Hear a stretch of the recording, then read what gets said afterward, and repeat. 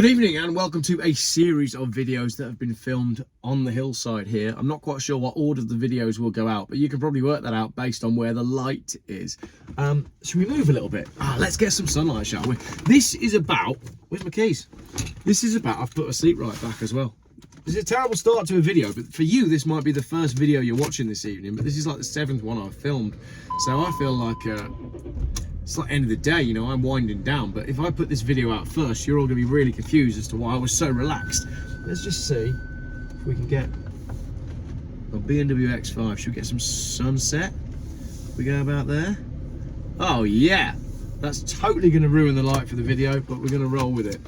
So what on earth is going on in Bradford, right? So this is to do with the Bradford bus station thing, which this is just a really strange story. Basically the bus station in Bradford has been shut down and nobody knows what's going on there.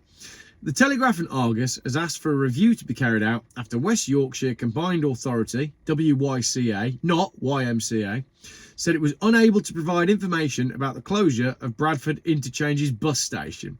So, the newspaper requested information as to why it was closed and told we can't tell you anything. Bradford's main bus station, run by West Yorkshire Combined Authority, has been shut since early January after a block of concrete from the structure collapsed into an underground car park and will remain closed until at least June.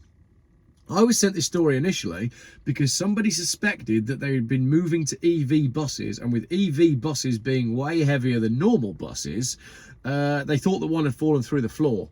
But I can't prove that, and apparently nor can the newspaper, but they can't prove anything because they're not being told anything. On January the 12th, the Telegraph and Argus submitted the following question to the YMCA, what are they called? The West Yorkshire Combined Authority, under the Freedom of Information Act. Please can the WYCA provide all written correspondence it has made and received regarding the emergency closure of the bus station at Bradford Interchange. On Friday, 51 working days after the request was made, the WYCA emailed the newspaper saying it does not hold the information covered by your request. But, oh no, hang on, it does hold the information, but it's unable to provide the information as it's being withheld under 2 regulations of the Environmental Information Regulations Act, 2004. The Environmental Information Regulations Act. Has there been some sort of chemical spill? Has there been a lithium fire? The Telegraph and Argus has now contacted the WYCA asking for an internal review of its decision. And then they go on to detail what the emails are all about. But the WYCA, hang on. So the regulation that they're using to not give any information is Regulation 12 of the EIRS applies, whereby disclosure of information would impact the confidentiality of commercial or industrial information where such confidentiality is provided by law to protect a legitimate economic interest. This exception applies to information being treated in confidence by the Combined Authority, which includes communications with external professionals. So basically, they're saying the information is above your pay grade and we're not telling you. But what about all the people in Bradford who use the buses and use the bus station? Surely they've got a duty to be told what's going on. WYCA's email added, in reaching our decision, the Combined Authority recognises that there's considerable local interest in the closure of Bradford Interchange bus station, and it will continue to be open and transparent with the status of the interchange's closure. What? So they're going to be open and transparent about whether it's closed or not, but they're not going to be open or transparent about why it's closed. In its request for an internal review to be carried out, the Telegraph and Argus argued the issue was in the public interest and urged the YMCA to release the information it has confirmed that it does hold. So they know, but they're not telling you. Why is Bradford bus station closed? It's a secret. That's basically what's going on. Something has happened at Bradford bus station, and I think it's probably to do with the amount of money that has been invested in Bradford. They've basically, I think, correct me if I'm wrong, spent millions and millions of pounds building a whole load of stuff on top of the bus station only for the bus station to collapse. They should have worked out whether the bus station was going to collapse first. Comments. This is a comment from Natasha at the newspaper. The council had 40 working days to respond, which is clearly not compliant with the Freedom of Information rules. I just wanted to clarify our internal review sets out a number of different points and we will be liaising with the Information Commissioner further. So there's more to come on that. Anyway, comments from real people. Angry Bradfordian says they made a decision to close in January. The TNA newspaper asked for information up to January, yet the reason for not releasing the information is that it's incomplete. Makes you wonder how they made the decision to close if the information was incomplete. This stinks. Yes, it does. PJP99 says, it seems they spent 56 days looking for a regulation that allows them to avoid answering any questions, and bingo, they found it. Again, spot on.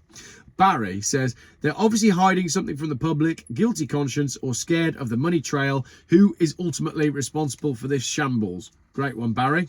Bradford 2023 says, typical corrupt Labour council. I don't think it matters if they're Labour or Tory. They're all the same, these politicians. Mr. Perks says, that's rich. The day after another Tory MP has had to resign his seat because of corruption, he's far from being the only one in this parliament, and that's without all the shady deals surrounding COVID contracts handed out to wealthy Tory donors. If we're talking corruption, this government has been a world beater. Unfortunately, that's the only thing they seem to have done well at. What a superb comment, and absolutely spot on. Then we get into some people arguing amongst themselves about what's gone on. Alf gets into a heated debate with somebody else and it basically says, why would anyone authorise the resurfacing of a crumbling 1970s bus station? Everyone knew it was in a state of collapse. Then we have the ARS wasting 40 million plus building a vanity plaza into the place. You just couldn't write it. ARS needs jail time.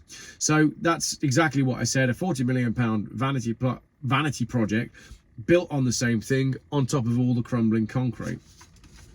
Hinchcliffe and ARS wasted the money without a single thought about the condition of the bus station, hoping they would get away with it and then blame someone else.